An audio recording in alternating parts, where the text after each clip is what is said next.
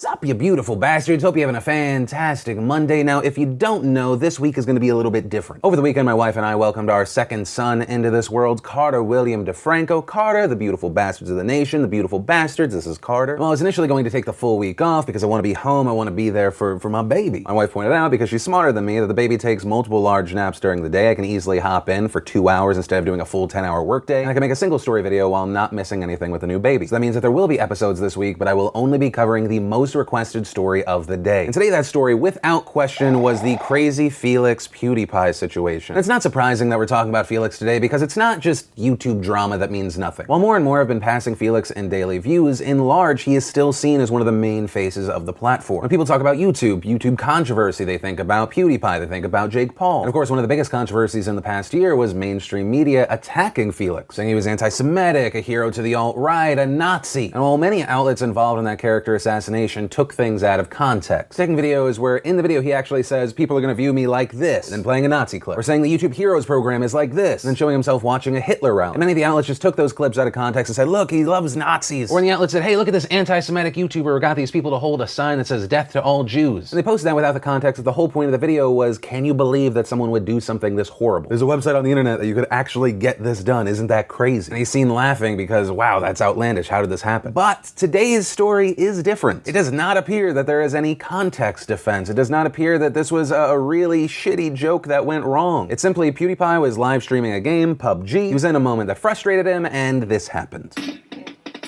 What a fucking nigger. Jeez, oh my god, what the fuck? Sorry, but what the fuck? What a fucking asshole. I don't mean that in a bad way. Oh my god, Felix, the hard R and everything? You called someone the N-word and then said, I don't mean it in a bad way. Make me have a Tyra Banks moment over here. I was rooting for you! We were all rooting for you! How dare you! And as you'd expect, the outlets jumped all over this. Now that, of course, was expected, but what was really interesting to me is the massive divide it seems to have created between YouTube creators. Some defending him, some going after him, so let's take a look. KSI tweeting, I would like to see you get out of this one, PewDiePie. And before all his deluded fans says he didn't say the N-word on stream today. FouseyTube writing, like imagine what the internet would do if Jake Paul just did what PewDiePie did. But the internet favors their friends and heroes. If a YouTuber like me said the N-word like PewDiePie did, I would get crucified. The community and fans always give him a free pass. Christopher London tweeting, PewDiePie wouldn't have accidentally dropped the N-bomb unless he comfortably says it off camera. The way he said it too wasn't for laughs. Boogie2988 writing, YouTubers like myself and especially Felix have a very important responsibility as they can often represent we creators as a whole. It is obviously disappointing when stuff like this happens because it gives ammo to those folks who would tear us all down, and it stinks. It's also kind of disappointing that perhaps he and others do not fully understand the weight those kind of words carry and the damage they can do. In your personal life, perhaps, those words are, quote, just words. But when said in public with thousands of people watching, those words can sting. I'm sure it was a stupid mistake, one he regrets immeasurably, but it sucks for everyone that this happened. But there were also those that defended him, like FaZe Banks. Banks tweeting, please don't blow this PewDiePie shit out of proportion. He's obviously not a racist. Don't let words run you. Words are words. Adding, to follow up, obviously what he did was stupid and not okay. I just don't think he deserves to be executed for it. Was dumb for sure. We also saw people saying, why are we so angry at Felix, but there are other creators that have said or still say it and they just get a pass. Some pointing out Tana Mojo or Mongu,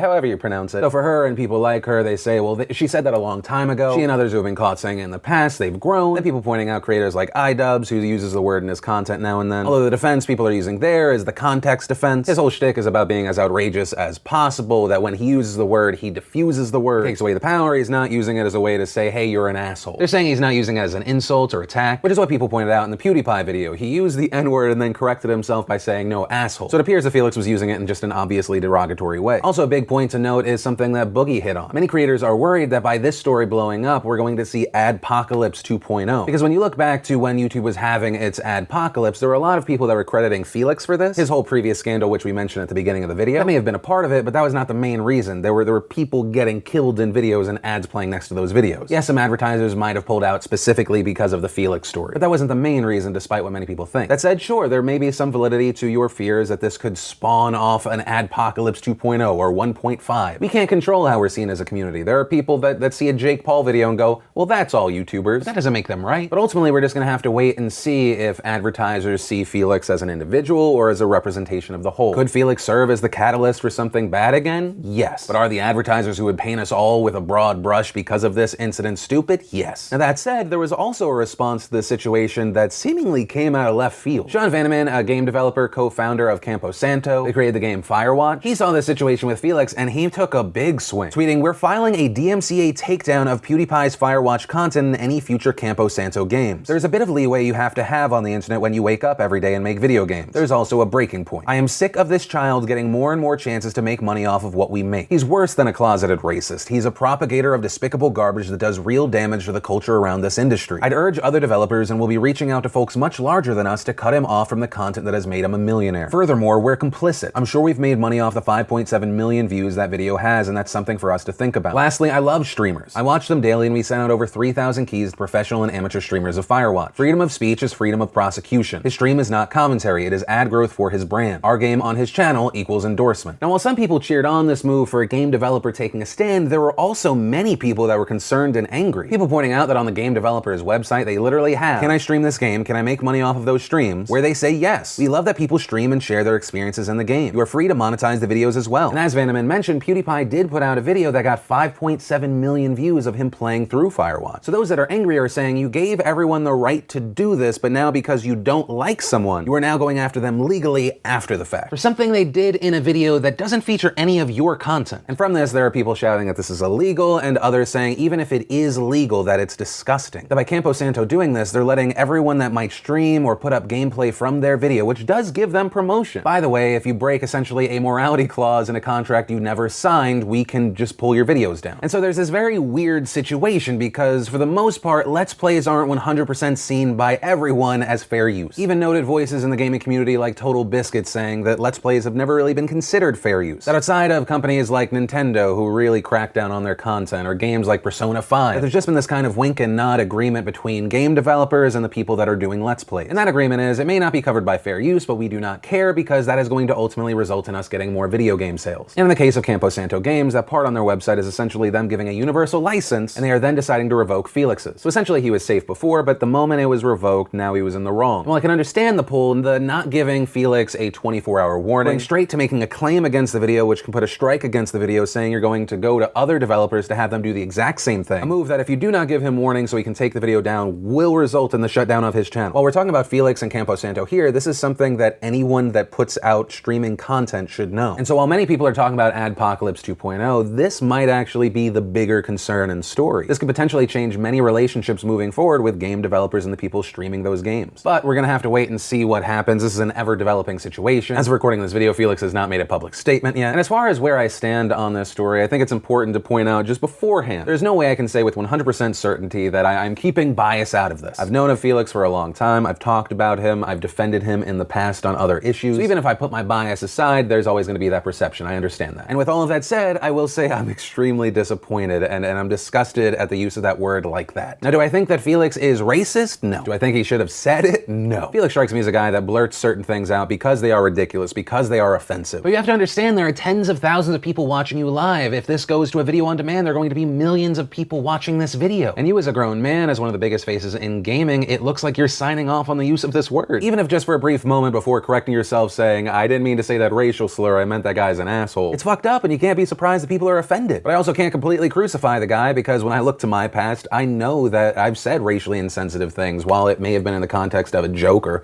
more importantly a failed joke, I've learned from it and grown. Granted, my situation was different. It's lesser than just straight up calling someone the N-word. The question becomes, will people see Felix in this same light of he can grow from this? Or are people gonna be more of the mindset of he said messed up things in the past, he said he was gonna be better about it, he's still doing bad things. And to that I'll say, while I think that there will be people like that, I by no means think that this is the end of PewDiePie. There are creators who got caught doing this exact same thing and worse that have careers that are flourishing. Especially since a lot of the reaction from this, even from people that are angry that he said it, is that he said it as a stupid, disgusting, throwaway fill-in word and not something with actual hate in his heart. At that point, you're talking about intent, thought crime, etc. Also, if he's accidentally saying this word during a live stream, does that mean that he probably uses it in his regular life? Yes. There becomes a question of, so does that make it racist because he's using it in his personal life? Or is that then a showcase of how toxic parts of the gaming community are that they've normalized those words? Because as a gamer 24/7, if you're exposed to that, does it remove remove the teeth from that word, and then you end up adopting and blurting it out. I don't know. But that is where I'm gonna end today's show and then pass the question off to you. What is your takeaway from all of this? Do you think it was a simple mistake or something much greater and telling? Do you think this will hurt his career or no? Do you think it hurts the careers of all the other YouTubers on this platform? What do you think about the game developer using this situation as a reason to go after him for a different video? I'd love to know all your thoughts in those comments down below. Also, remember, if you liked this video, you like what I'm trying to do on this channel, hit that like button. If you're new here, hit that subscribe button. Also, if you missed and want to watch the last Philip DeFranco show, you can click or tap right there to watch that. Or if you want to see the newest behind the scenes vlog, click or tap right there to watch that. But that said, of course, as always, my name's Philip DeFranco. You've just been filled in. I love yo faces, and I'll see you tomorrow.